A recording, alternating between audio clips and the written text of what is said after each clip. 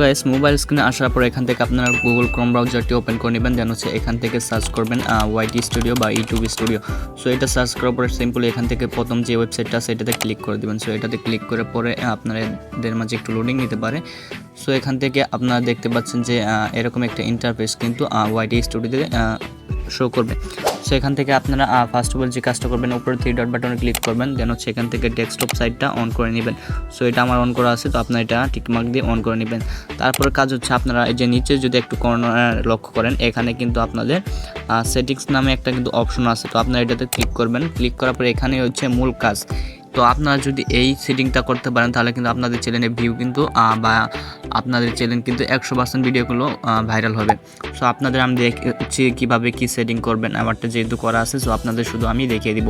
তো first of all যেটা আছে জেনারেল আসার পরে এখান থেকে ইউএসডি ডলার এটাই সিলেক্ট করা থাকবে। তো এখানে কোনো কিছু পরিবর্তন করার কোনো কারণ নেই। তারপরে হচ্ছে সেকেন্ড অপশন চ্যানেল টাইপে যদি আপনারা ক্লিক করে দেন, এখানে কিন্তু দেখেন মূল কাজ। তো আপনাদের চ্যানেলে যদি আপনারা কিওয়ার্ডগুলো না বসাতে পারেন তাহলে কিন্তু আপনাদের চ্যানেলটা গ্রো বা রিচে আসবে না। তো এখান থেকে আপনারা কাজ করে নেবেন কান্ট্রি অফ রেডিয়েন্স, এটা আপনারা বাংলাদেশ সিলেক্ট করে দেবেন। তার হচ্ছে কিওয়ার্ড। তো এখান থেকে আপনাদের খুঁজে বের করতে হবে আপনাদের চ্যানেলটা কোন অবস্থায় আছে বা আপনাদের কোন ক্যাটাগরিতে চ্যানেলটা ক্রিয়েট করা হয়েছে। সো আমারটা যেহেতু টেক রিলেটেড চ্যানেল, তো আপনারা এখান থেকে আপনাদের চ্যানেল অনুযায়ী আপনারা কিন্তু কিওয়ার্ড এখান থেকে বসিয়ে দেবেন। দেন হচ্ছে এখান থেকে আপনারা যদি এই পাশে অ্যাডভান্সে ক্লিক করেন তাহলে কিন্তু এখানে আপনার সেটিংগুলো দেখতে পারবেন। সো এখান থেকে বেশি কোনো কাজ নেই, এখানে চলে যাব ডিফল্ট ফর আপলোড।